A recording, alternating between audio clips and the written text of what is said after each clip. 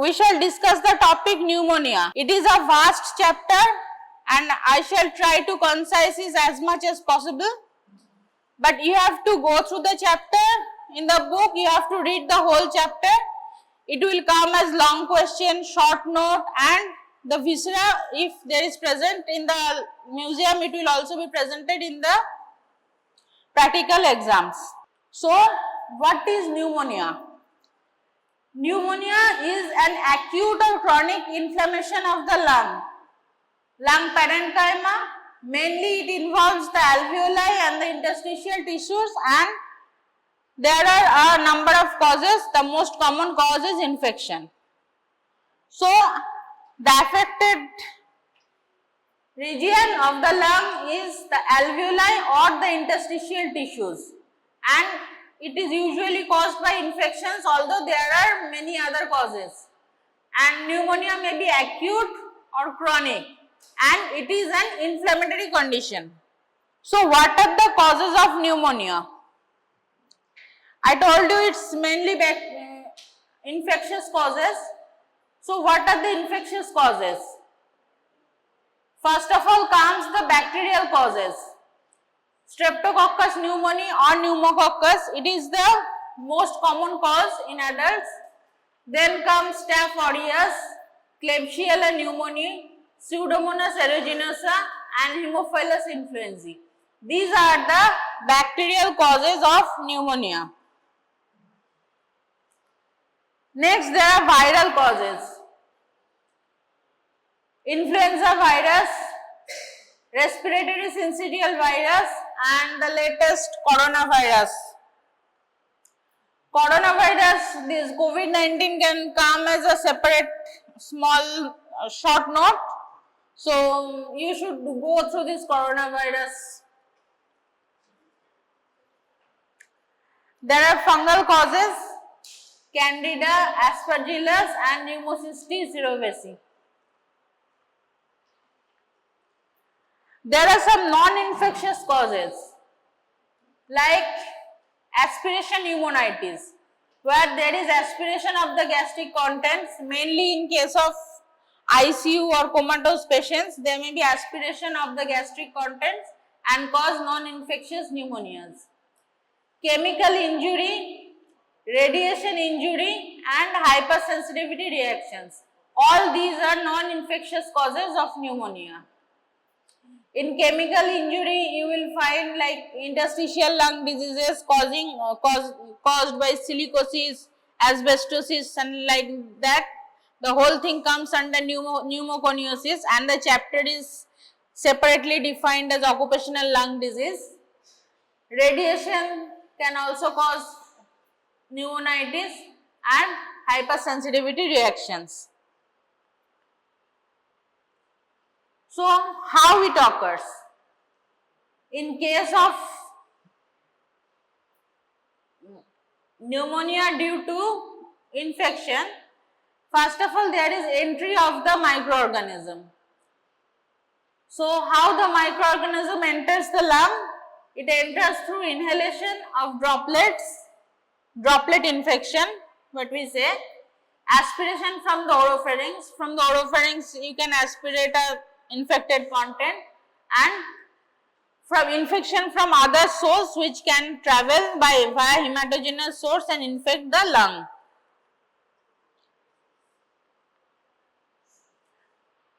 Then when the infective organism enters the lung, there is a series of failure of host defense. So, what are the normal protection of the lung? The lungs are normally protected by cough reflex, mucociliary clearance and alveolar macrophages. So, when the organisms enter the lung there is a failure of this defense system, cough reflex, mucociliary clearance and alveolar macrophages, the organisms invade the lung and they start multiplying.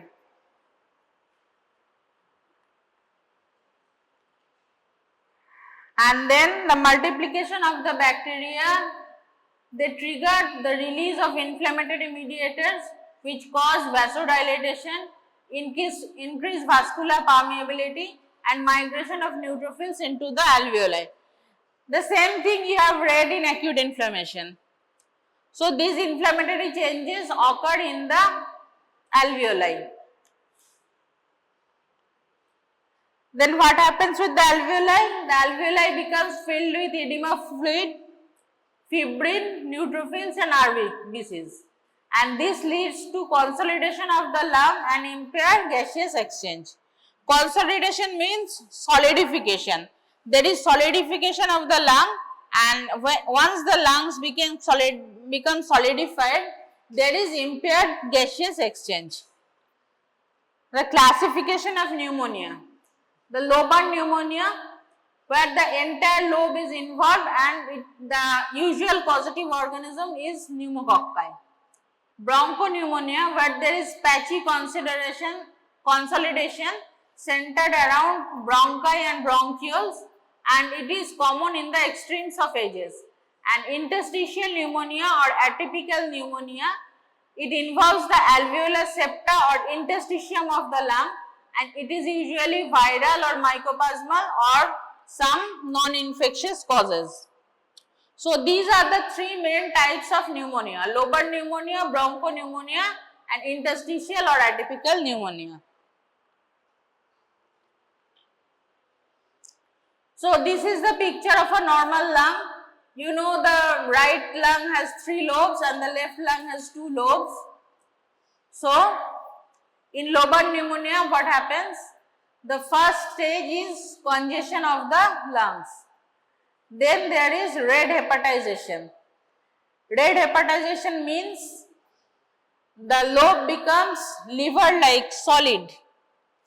Grey hepatization means the color of the patch turns grey and it becomes even more solid, and ultimately there is resolution.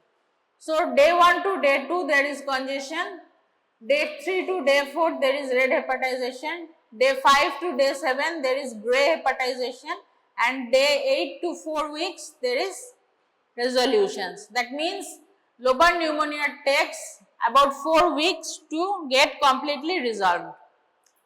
So these are the normal healthy alveolus, and here are the capillaries through which oxygen exchange occurs.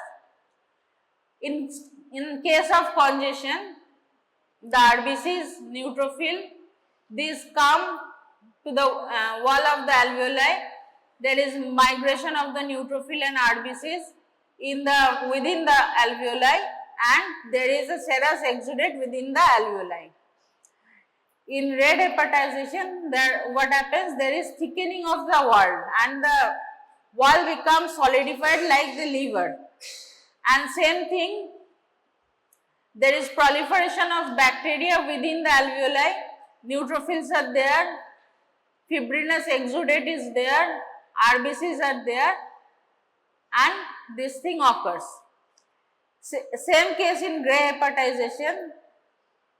There is thickening of the alveolar wall, there is fibrinous exudate, RBCs, lysis of RBCs, WBCs, neutrophils, all these are there along with fibrinous exudate, and it becomes greyish in color and solid like liver. And when resolution occurs, then the macrophages come and they eat up the debris, the alveolar wall becomes normal, the capillaries become normal, and the whole disease resolves. So these are the stages of lobar pneumonia. So here is the lower left lung, and this is the lower lobe. This lower lobe, you can see this has become solidified. This is looking like a liver on gross. So this is the gross of lobar pneumonia. This specimen, if it is present in the museum, it can come as a specimen. There is consolidation of the lower lobe of the lung, of the left lung. So this is left lung lobar pneumonia. So what happens in the first 24 hours? The stage of congestion. Grossly, the lung is heavy, red and boggy, and microscopically you will see vascular engorgement, intraalveolar fluid, few neutrophils and bacterial proliferation. Then red hepatization for 2 to 3 days. The lung becomes red, firm and liver-like. The alveoli is filled with RBCs, neutrophils and fibrin. Gray hepatization, there is grayish brown dry lung, and on microscopy there will be disintegration of the RBCs, persistence of fibrinopurulent exudate, and the congestion will be reduced. But this fibrinopurulent exudate will be there within the alveoli. And finally, when resolution occurs after 7 days, it takes 7 to 28 days, there is enzymatic digestion of the exudate. And here the macrophage comes and the macrophage removes the debris and there is restoration of the normal lung architecture. So this is the normal course of bronchopneumonia. Now complications. Not all pneumonia get resolved like this picture perfect thing. So pneumonias have their complications. The first thing is lung abscess. Lung abscess means accumulation of pus within the lung. This is then pleuritis. The infection spreads from the lung to the pleura and there is inflammation of the pleura. Pleural effusion, and there is exudative pleural effusion. There is fluid between the two layers of the pleura and this exudate is, and this effusion is of exudative type. There may be empyema. Empyema means pus within the pleural cavity. There may be organization and fibrosis. If this organization and fibrosis occurs, there will be permanent damage to the lung parenchyma. And if all these things occurs, there may be respiratory failure. So, this is lobar pneumonia. The whole lobe of the lung is involved and this is bronchopneumonia. The patches are involved near the bronchi and bronchioles. So, bronchopneumonia is patchy consolidation and lobar pneumonia is consolidation of a whole lobe of the lung. So, what are the main differences between lobar pneumonia and bronchopneumonia? So, bronchopneumonia is patchy inflammation of the lung parenchyma centered around bronchi and bronchioles. And lobar pneumonia is acute bacterial infection involving a large part or a whole lobe.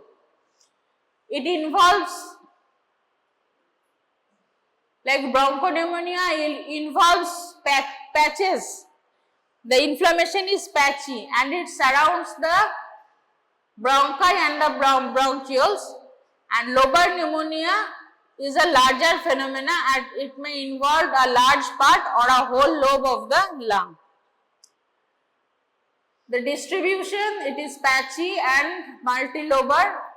That means it may be patchy but multiple lobes of the lung may be involved at a time. But lobar pneumonia, there is uniform involvement of one lobe of the lung, one or more lobes of the lung, but the involvement is uniform.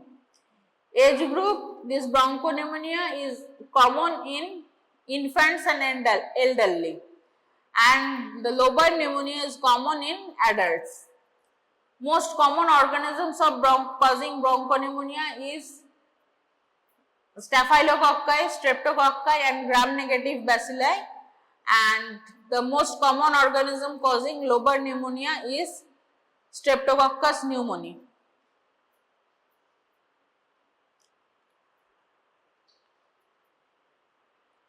In bronchopneumonia, there are no classical stages. In lobar pneumonia, there are 4 classical stages which I explained. And complications of bronchopneumonia is abscess formation. Abscess formation is more common in case of bronchopneumonia, and in lobar pneumonia, pleuritis and organization is more common. And prognosis, bronchopneumonia has more serious prognosis because most of the patients are children and old people, so they have a poor prognosis and it is more serious. And lobar pneumonia, it has better response with treatment, and because it mainly affects the adult population, so the immunity of the patient is more in comparison to these children and debilitated patients. So these are the differences between lobar and bronchopneumonia. What are the systemic complications of pneumonia?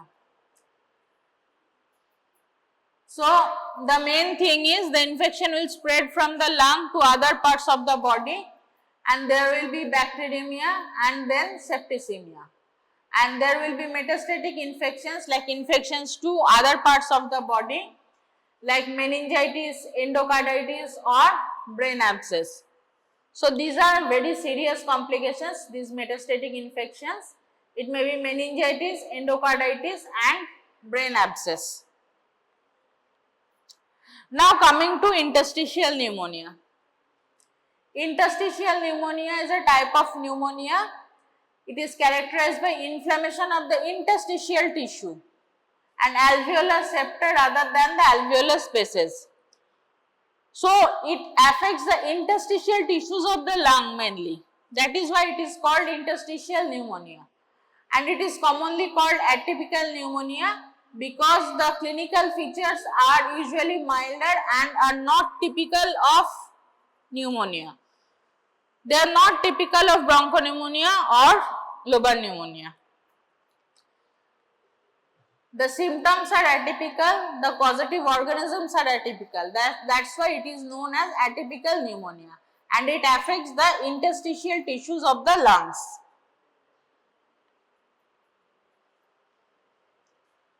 So the organisms infect the respiratory epithelium and alveolar septa, and inflammatory reaction occurs mainly in the interalveolar spaces, interalveolar septa and interstitial tissue.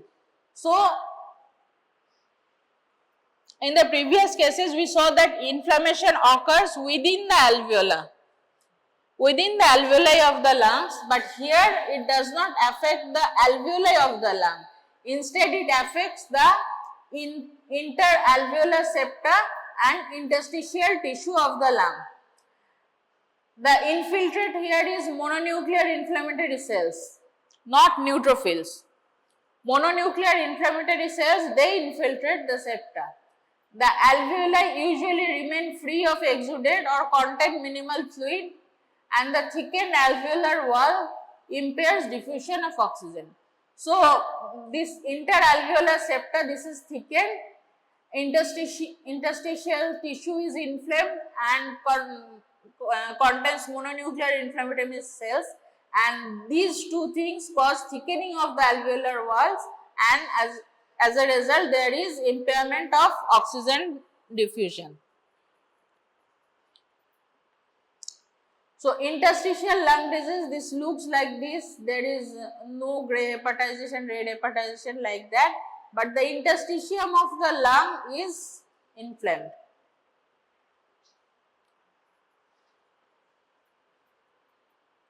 You see this bronchi, bronchioli, all these things are clear, but this interstitium, this is inflamed.